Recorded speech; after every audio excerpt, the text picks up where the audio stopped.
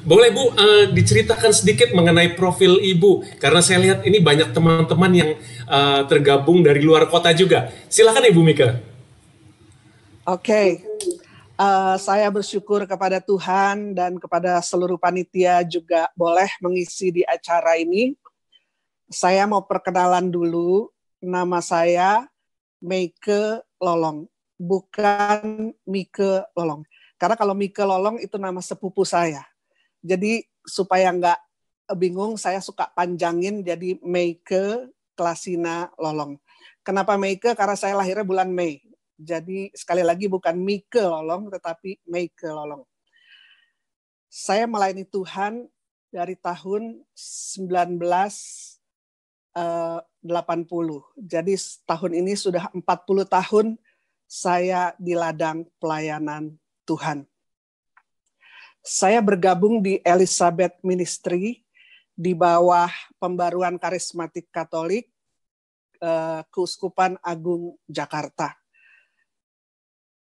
Saya pernah menjadi koordinator untuk Elizabeth Ministry 9 tahun dan juga pernah menjadi ketua Forum Komunikasi Pewarta Mimbar 2 periode, jadi 6 tahun jumlahnya.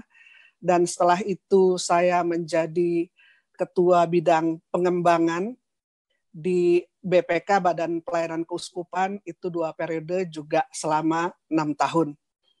Dan sekarang saya menjadi penasehat di Elizabeth Ministry. Saya juga jadi founder dan pendamping di PD untuk orang muda Imago Dei. Dan saya juga sekarang diperbantukan di KWI, Konferensi Wali Gereja Indonesia, pada Komisi Hak, yaitu hubungan antar agama dan kepercayaan. Sekarang sudah masuk periode kedua, dan juga saya menjadi pewarta Injil keliling di Pembaruan Karismatik Katolik, Badan Pelayanan Keuskupan, Keuskupan Agung Jakarta. Segitulah perkenalannya. Dan selama perjalanan pelayanan yang 40 tahun, banyak jatuh bangun, ada juga mengalami kekeringan, kejenuhan, bahkan ketika awal-awal pelayanan, ketika pewarta masih sedikit, masih bisa dihitung dengan jari pewartanya pada tahun 1980-an, maka sebagai pewarta itu kita bisa sehari bisa 2-3 kali untuk pelayanan, bahkan bisa juga sampai kelelahan, sangat kelelahan. Kadang-kadang sampai kalau ada yang cancel pelayanan, saya bersyukur, untung di cancel. Kadang-kadang berharap-harap untuk ada yang meng-cancel pelayanan. Nah ini kan udah nggak benar. Kok bukan bersyukur, tapi udah, kalau bisa di-cancel deh. Kadang-kadang kita pelayanan juga saking banyaknya copy-paste aja lah, yang dimana kita bawain lagi, dan nggak terasa ada urapan Tuhan. Kadang-kadang juga merasa kok saya lagi. Rasa udah berat, pelayanan bukan lagi menjadi sukacita, tapi menjadi beban yang berat. Maka lewat semua jatuh bangun itu, bagaimana untuk memelihara kondisi rohani selama 40 tahun dalam pelayanan, di mana kita juga punya masalah penyakit, masalah keluarga misalnya, masalah keuangan, bagaimana bisa survive. Bahkan bukan hanya survive, tetapi bisa menjadi berkat bagi orang-orang lain. Konsisten menjadi berkat. Maka konsistensi, continue itu perlu. Kadang ada yang semangat dulu waktu mahasiswa atau masih muda, tiba-tiba udah nggak konsisten, sudah hilang. Atau semangatnya ketika jadi koordinator menggebu-gebu, ketika menjadi tim menggebu-gebu. Tapi kalau udah nggak jadi koordinator, sudah nggak jadi tim, hilang. Gitu ya. Maka bagaimana saya juga misalnya di Elizabeth Ministry, 3 periode saya menjadi koordinator. Setelah saya tidak jadi koordinator, semangat saya nggak kendor gitu. Tetapi tetap sama, mau jadi koordinator kah, mau jadi pengurus kah, mau jadi tim atau nggak jadi tim, kan kita melayani untuk Tuhan. Biarlah kita selalu bersyukur untuk kepercayaan yang Tuhan berikan kalau kita masih dipakai Tuhan untuk melayani. Dan setiap kesempatan, biarlah kita melayani dengan ucapan syukur, cinta yang besar, kasih yang besar kepada Allah dan kepada sesama. Maka lewat apa yang saya alami jatuh bangun di dalam pelayanan, saya mau sharingkan bagaimana memelihara tangki kasih Allah tetap ada, bahkan tetap penuh, bahkan bisa berlimpah untuk dapat kita bagikan pada sesama. Jadi kitalah yang harus menjaga love tank atau tangki kasih Allah ini. Kadang-kadang dulu saya suka nyalahin, ya habis orang itu menghina saya sih, dia nyakitin saya sih, PD kita kurang seru sih, kayaknya lebih seru yang di sana, pindah lagi ke sana. Nggak bisa kita salahin keadaan luar. Karena tidak kebetulan keadaan luar adalah segala sesuatunya itu Allah turut bekerja untuk mendatangkan kebaikan bagi kita. Itu adalah pendidikan Tuhan. Maka tangki kasih Allah itu tanggung jawab kita. Bukan PD kita, orang sekitar kita, habis kering sih, habis gini sih, habis gitu. Aduh banyak aja alasan. Itu pun dulu saya lakukan. Tapi lewat semua jatuh bangun ini saya mau sharingkan 4 poin saja. Sebenarnya banyak, tapi 4 poin saja yang saya mau bagikan. Poin pertama adalah bukan hanya religi, tetapi relasi. Mungkin kita bisa lihat PowerPoint-nya. Daripada tanggung jawab kita untuk menjaga love tank atau kasih Allah di dalam hidup kita. Yang pertama bukan hanya religi, tetapi relasi. Not only a religion, but a relationship with Jesus. Kalau hanya sampai di religi, itu kita bisa jadi kayak ahli Taurat dan orang-orang Farisi. Yang religius, tetapi tidak ada relasi dengan Yesus Kristus Tuhan. Maka kita harus nomor 1 tetap berhubungan dengan sumber kasih, yaitu Yesus Kristus Tuhan. Harus punya relasi sebagai ranting daripada pokok anggur, nggak boleh terpisah. Maka kalau kita lelah, kalau kita rasa kering, kalau kita rasa kok saya lagi, kita rasa berat untuk melayani. Kalau saya pribadi, kadang saya suka retreat pribadi, atau saya masuk di dalam diri saya sendiri, di mana Yesus ada di dalam hati, dan berdiam di hadapan Tuhan, memberi waktu untuk dikasihi Tuhan. Berdiam diri di hadapan Tuhan, hening, berilah waktu untuk dikasihi Tuhan. Kadang-kadang kita ingat-ingat dari mana Tuhan angkat kita. Kita kembali pada kasih yang mula-mula. Kita yang dulunya dari mana kemudian dihargai, diangkat, ditebus, dipulihkan Tuhan. Bahkan dipakai Tuhan. Itu adalah satu kemuliaan, satu penghormatan yang luar biasa. Maka dengan apa dapat kita balas? Segala kebaikan Tuhan yang mengampuni dosa kita, mengangkat kita jadi anaknya, memakai kita menjadi mitra, rekan kerja dari pekerjaan Tuhan yang bernilai kekal di dalam pelayanan-pelayanannya pada sesama. Maka kita beri waktu di hadapan Tuhan. Saya ingat Uskup Bandung berkata, para romo-romo di Keuskupan Bandung wajib setiap hari sebelum melayani harus mendiamkan diri, membiarkan Tuhan mengasihi di hadapan sakramen Maha Kudus, berdiam untuk menimba kasih Tuhan, merasakan kasih Tuhan. Setelah 1 jam merasakan kasih Tuhan, bersekutu dengan Tuhan, barulah mereka melayani. Karena kalau pelayanan dengan kekuatan sendiri nggak kuat. Misalnya kepala keluarga aja untuk mengurus satu keluarga, kadang-kadang udah pusing banget gitu kan, nggak kuat. Apalagi kalau Romo, kasihan mesti menghadapi banyak puluhan, ratusan keluarga. Kalau tidak menjaga penuh tangki kasih Allah di dalam hatinya, nanti pelayanannya cuma jadi marah-marah, tersinggung, jadi judes gitu ya, nggak memancarkan kasih. Demikian juga kita awam kadang-kadang suka orang konseling, suka orang minta doa, maka kita bertanggung jawab untuk selalu tangki kasih Allah kita penuh. Maka izinkanlah Tuhan mengasihi kita. Kemarin saya baru ngobrol sama Romo Eko Wahyu, saya berkata, Romo, di dalam pandemi ini ada nggak yang Romo syukuri? Misalnya, aduh saya jadi bisa lebih istirahat atau apa. Maka Romo Eko berkata, yang saya syukuri bukan saya bisa lebih banyak untuk istirahat, tapi yang saya syukuri, saya bisa lebih banyak waktu berdoa. Karena seorang Romo harusnya menjadi a man of prayer.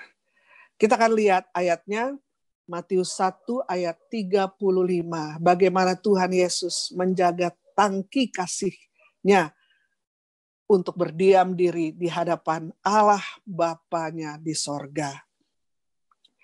Pagi-pagi benar, waktu hari masih gelap, ia bangun dan pergi keluar. Ia pergi ke tempat yang sunyi dan berdoa di sana. Maka dia pergi ke tempat yang sunyi. Maka kita perlu waktu hening pribadi dengan Tuhan. Karena di dalam keheningan, di dalam saat teduh, kita dapat lebih jernih menangkap kasih dan mendapat suara atau pesan daripada Tuhan. Tuhan Yesus saja, dia memelihara hubungan pribadi dengan Allah Bapa dalam sorga dan mengisi tangkinya dengan kasih Allah Bapa. Maka kita juga, Tuhan Yesus saja lakukan, apalagi kita. Kita harus punya waktu relasi pribadi dengan Yesus Kristus Tuhan yang adalah sumber kasih. Yang kedua, jadi pertama itu bukan hanya religi, tapi relasi. Yang kedua, kita memegang perintah Tuhan dan melakukannya. Memegang perintah Tuhan dan melakukannya. Karena kan ini juga selalu kita bilang, sabda bahagia. Berbahagialah yang mendengarkan sabda Tuhan dan tekun melakukannya. Kita akan lihat Yohanes 14 ayat 21. Yohanes 14 ayat 21. Barang siapa memegang perintahku dan melakukannya, dialah yang mengasihi aku. Dan barang siapa mengasihi aku, ia akan dikasihi oleh Bapa-Ku, dan aku pun akan mengasihi dia, dan akan menyatakan diriku kepadanya. Tuhan Yesus merasa dikasihi ketika apa? Tuhan Yesus merasa kita kasihi kalau kita memegang perintahnya, bukan hanya pegang perintahnya, tetapi melakukannya. Maka dialah yang mengasihi aku, kata Yesus. Dan barang siapa mengasihi Tuhan Yesus dengan memegang perintahnya dan melakukannya, ini luar biasa. Ia akan dikasihi oleh Bapa-Ku. Jadi ketika kita memegang perintah Tuhan dan melakukannya, kita akan dikasihi oleh Allah Bapa dan dikasihi oleh Tuhan Yesus. Dan Tuhan Yesus akan membuka atau menyatakan dirinya lebih lagi kepada kita. Kita akan semakin mengenal Yesus Kristus. Yesus Kristus terlalu luar biasa. Maka dia buka sedikit demi sedikit pengenalan kita akan dirinya. Melalui kalau kita memegang perintah Tuhan dan melakukannya. Allah Bapa mengasihi kita. Yesus Kristus mengasihi kita. Dan menyatakan dirinya kepada kita. Ayat 23. Jawab Yesus, jika seorang mengasihi aku, ia akan menuruti firman-Ku. Jadi sama lah dengan ayat 21 ya. Dan Bapa-Ku akan mengasihi dia. dan kami akan datang kepadanya, akan diam bersama-sama dengan Dia. Waduh, puji Tuhan. Puji Tuhan. Bayangkan kita dikasihi oleh Allah Bapa dalam sorga. Allah Bapa, Allah Tritunggal datang kepada kita dan diam bersama-sama dengan kita. Puji Tuhan. Puji Tuhan. Jadi jangan kita mengajarkan kasih yang kita lakukan permusuhan. Jangan kita jadi orang yang cuma mementingkan kepentingan diri sendiri, tapi biarlah kita juga memperdulikan kepentingan orang. Ya. Jadi jangan kita khotbahkan atau bicarakan kekudusan, tapi yang kita lakukan yang tidak kudus. Hati-hati katanya dengan jempol nih. Kadang-kadang dengan jempol orang suka masuk di pornografi, di handphonenya atau di mananya. Maka kalau tangki kasih Allah dalam kita mau kita rasakan penuh, kata firman Tuhan, kita mendengar perintahnya dan melakukannya, maka kita akan merasakan kasih Allah Bapa, kasih Yesus Kristus, dan akan memenuhi kita, dan Tuhan akan membuka dirinya lebih lagi untuk kita dapat mengenal kuasa daripada Allah yang luar biasa dan dahsyat. Yang ketiga, ya sebagai manusia kita masih ada hilaf, masih jatuh bangun dalam dosa, masih proses menuju kesempurnaan. Maka poin ketiga, biarlah kita menjadi orang yang pandai bertobat. Pandai bertobat. Jangan pandai mengoper kesalahan kita salahin orang lain. Sama seperti Adam ketika jatuh dalam dosa, iya habis Hawa sih yang suruh saya makan. Si Hawa jatuh dalam dosa, iya ular sih yang membujuk. Jadi kadang-kadang kita udah salah tapi kita nyalahin orang. Nggak usahlah. Biarlah dengan rendah hati kita menjadi orang yang pandai bertobat. Kita lihat Yesaya 59 ayat 1 dan 2. Sesungguhnya tangan Tuhan tidak kurang panjang untuk menyelamatkan, dan pendengarannya tidak kurang tajam untuk mendengar.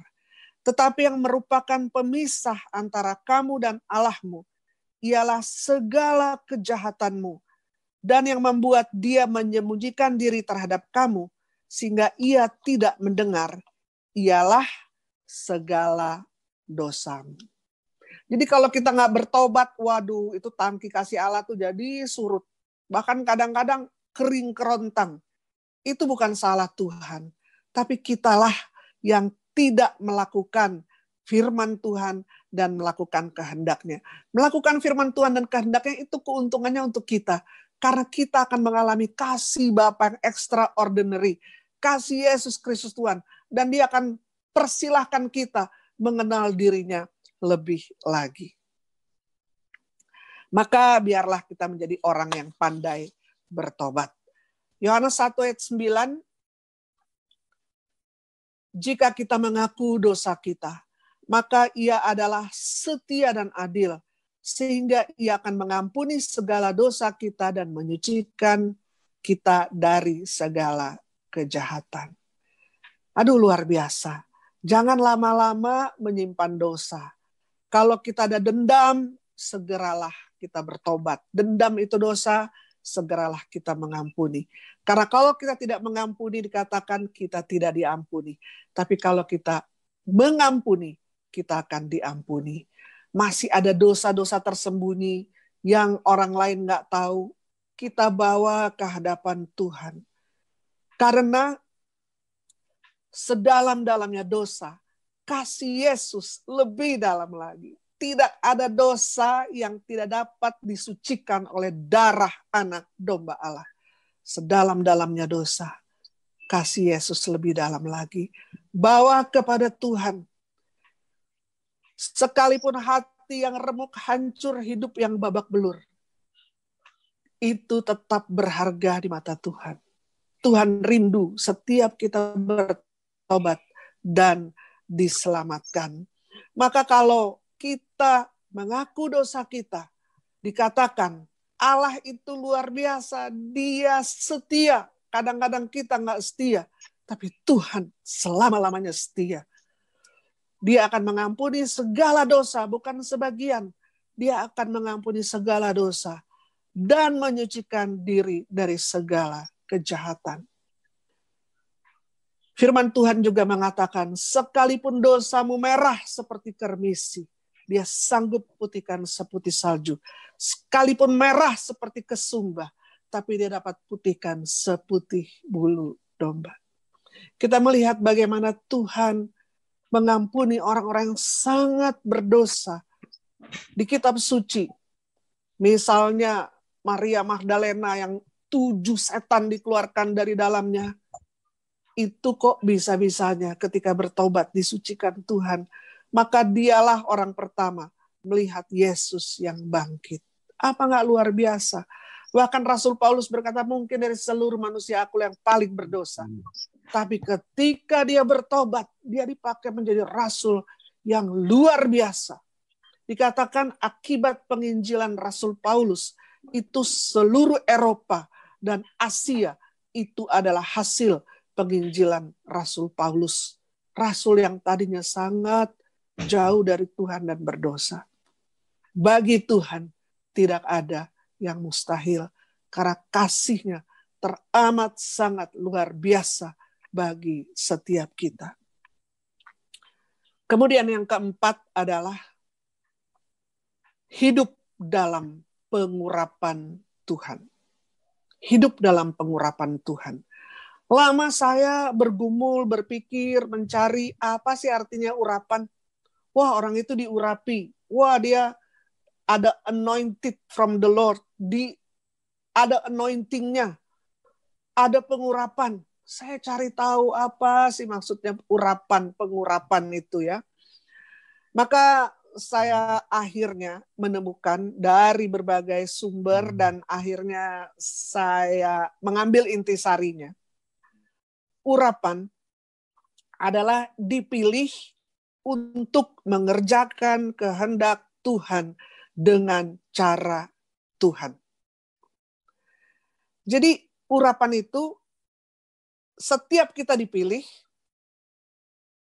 untuk mengerjakan kehendak Tuhan yang masing-masing khusus, tapi mesti dengan cara Tuhan. Contoh, Musa dipilih untuk menjadi pembebas bangsa Israel dari Mesir.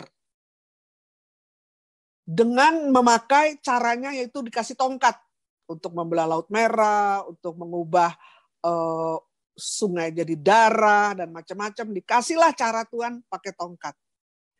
Tapi Musa ini orang yang gagap, nggak pandai berbicara. Maka si Musa punya juru bicara. Siapa juru bicaranya? Adalah kakak kandungnya, namanya Harun. Maka Harun dipilih Tuhan untuk tugas khusus, yaitu menjadi juru bicaranya Musa. Musa dipilih Tuhan untuk memimpin bangsa Israel.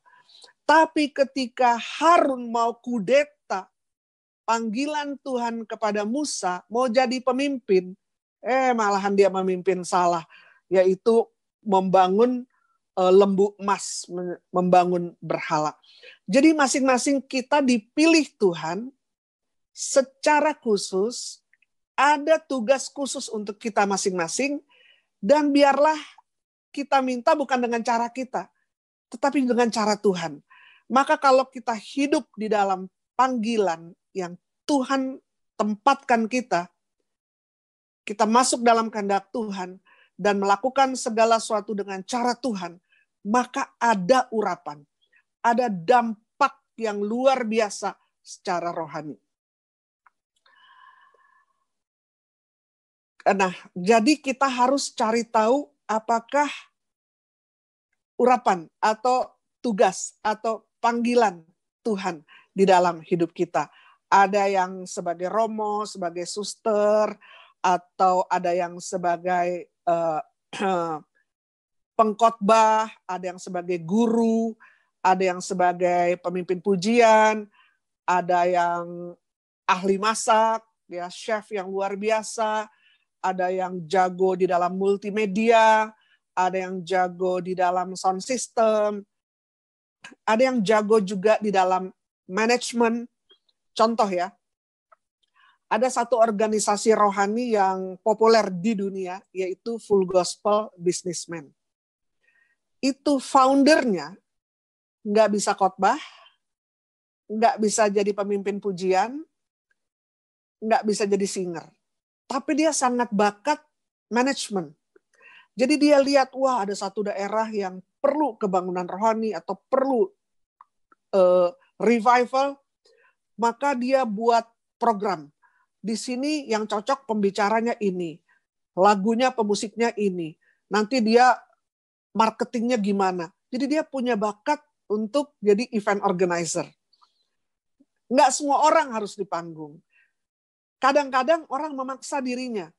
Ada yang bukan jadi pemimpin pujian, tapi pengen jadi pemimpin pujian.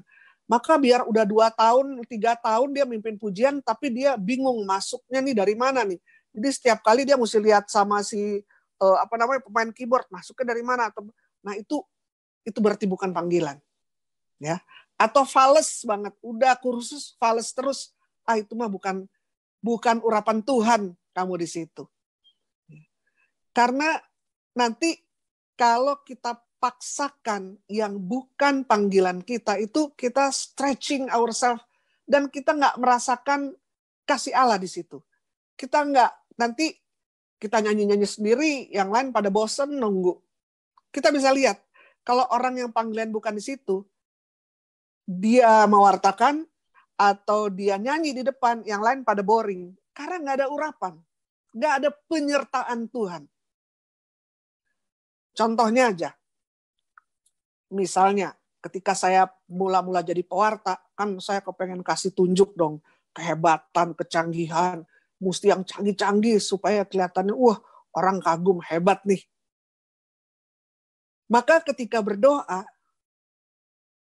Tuhan kasih, kamu bawanya yang sederhana aja. Enggak Tuhan, saya kepengennya supaya kelihatan canggih gini dong Tuhan, pakai beganal begini. Tapi Tuhan bilang yang sederhana. Terus saya berontak. Saya nggak pakai cara Tuhan. Saya bawakan yang saya mau tunjukkan kehebatan saya. Itu hilang urapan. Waktu itu saya rasa seperti ditinggalkan Tuhan di mimbar. Maka saya kapok. Akhirnya saya berdoa. Karena umat itu bukan kita kasih tahu apa yang kita tahu. Tapi yang harus kita beri adalah yang dibutuhkan umat. Dan yang dibutuhkan umat nggak ada yang tahu kecuali Tuhan. Maka kita harus bertanya kepada Tuhan. Relasi dengan Tuhan. Apa ya Tuhan? Kalau Tuhan suruh bawa yang canggih, kita jangan bawa yang sederhana. Demikian juga sebaliknya. Maka urapan itu adalah kita mengerjakan kehendak Tuhan dengan cara Tuhan.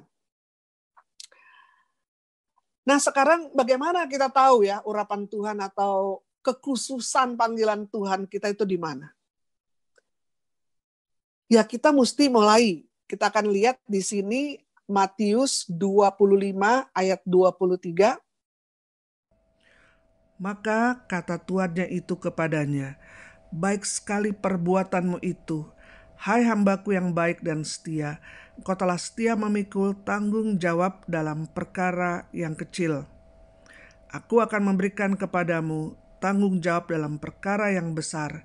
Masuklah dan turutlah dalam kebahagiaan Tuhanmu.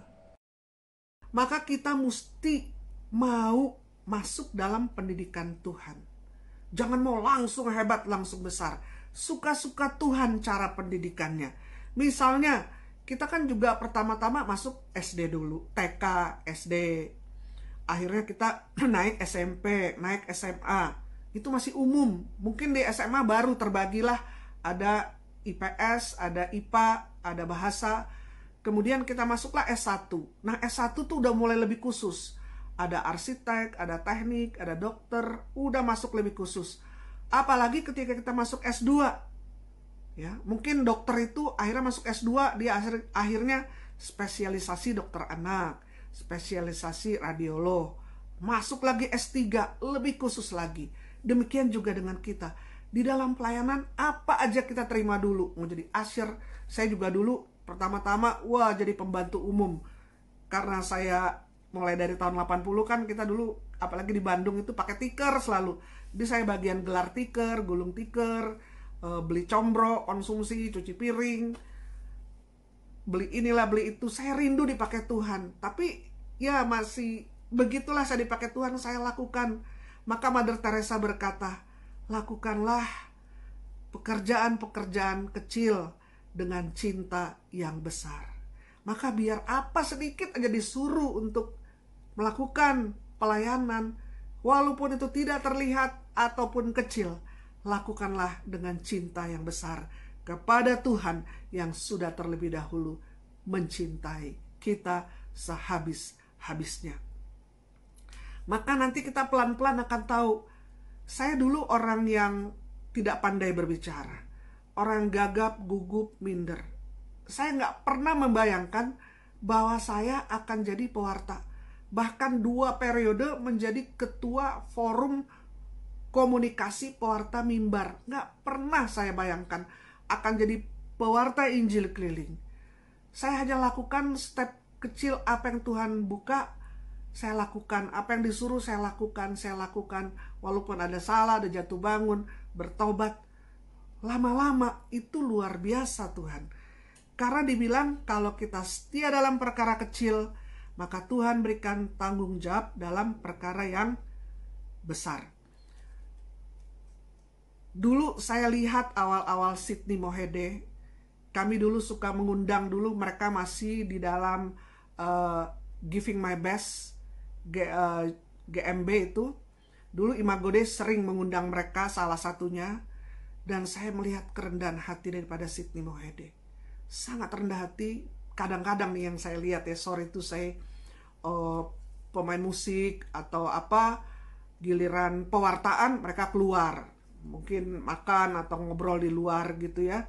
Tapi yang saya lihat GMB waktu itu, kalau kita di panggung, maka setelah mereka main musik, kadang-kadang mereka, karena padat waktu itu, kalau kita bikin acara padat banget sampai deket panggung, mereka tidak turun panggung, mereka duduk di panggung bersila sambil mendengarkan khotbah. Dan mereka mau melakukan perkara-perkara yang kecil, entah ada gulung kabel lah, ada angkat ini, angkat itu, dan tetap rendah hati. Dan waktu saya lihat dia pertama nyanyi, suaranya mah biasa-biasa aja. Tapi saya melihat ketekunannya, kesetiaannya di dalam panggilan Tuhan. Saya juga melihat selo juga begitu. Tapi yang saya lihat, mereka setia dalam perkara kecil dan selalu melatih diri, mau improve, dan akhirnya dipakai Tuhan secara luar biasa. Jadi kita lahir semua original. Jangan kita mau jadi kopinya orang, mau jadi KW-nya orang, mau kayak begini kayak begitu. Kembangkan saja apa yang Tuhan beri kepadamu. Jangan kita lahirnya original, matinya sebagai KW-nya orang. Jangan. Setiap kita adalah panggilan Tuhan yang mulia di bidang kita masing-masing. Saya ingin sharing, karena dulu itu pada tahun 1980-an kan WL tuh belum banyak, pemimpin pujian, pemain musik kan nggak banyak. Sedangkan kami itu penginjilan ke desa-desa, ke kota-kota yang kecil-kecil. Jadi saya ingat pertama-tama pelayanan itu saya kadang-kadang udah jadi, saya cuma bisa main gitar. Gitarnya juga cuma basic aja, C, G, F gitu ya. A, E, D misalnya.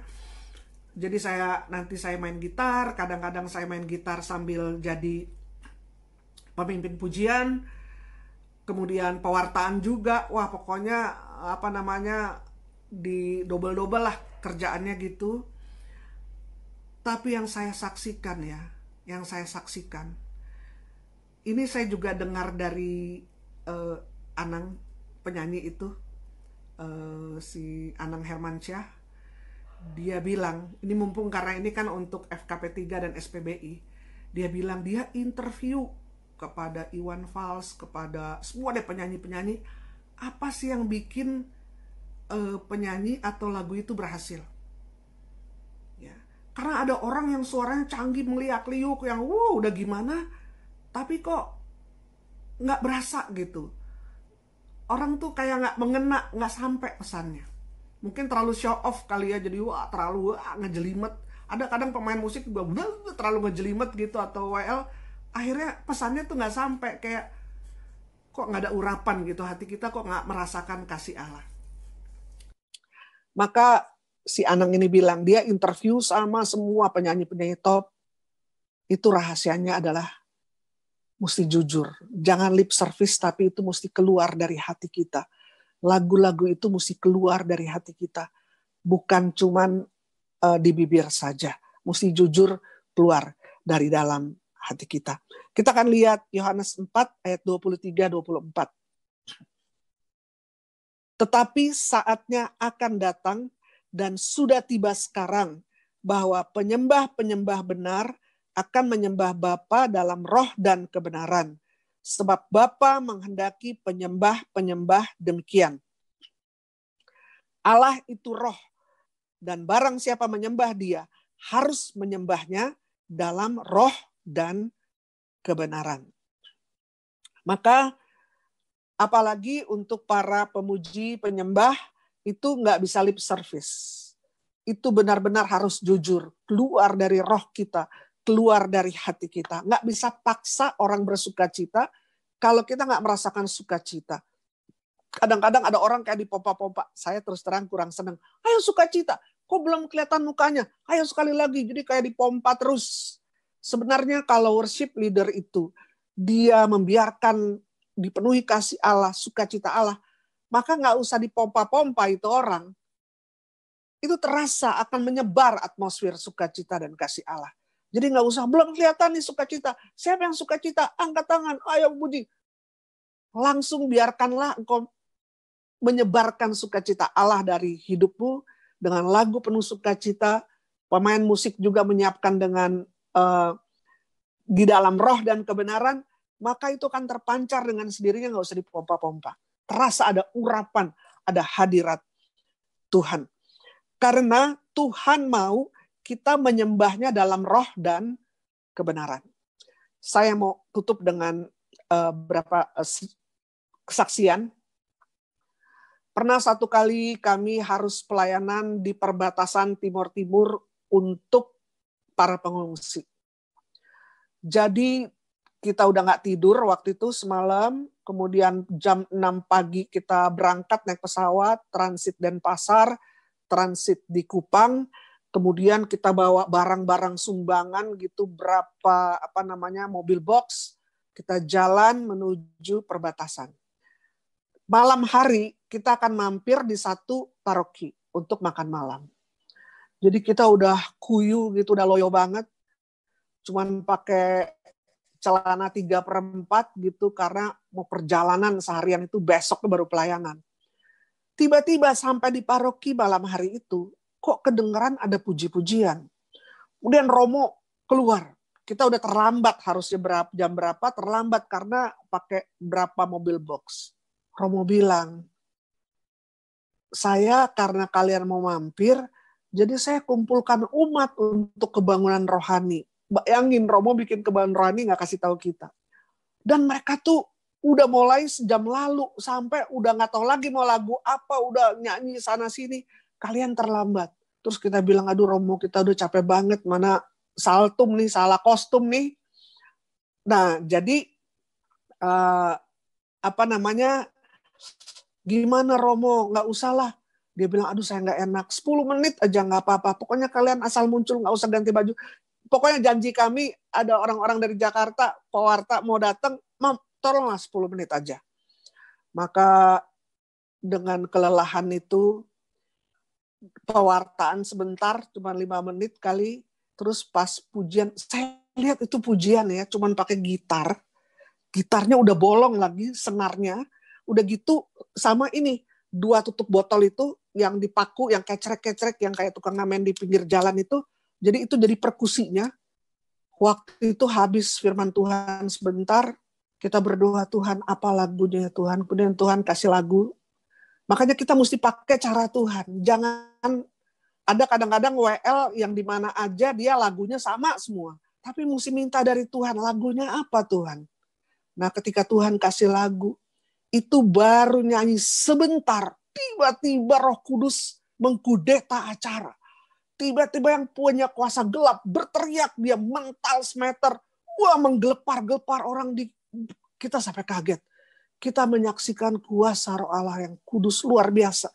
Kita bisa lelah, tapi ketika kita datang pada Tuhan berserah, kalau engkau memakai, pakailah Tuhan dengan caramu, lagunya apa Tuhan.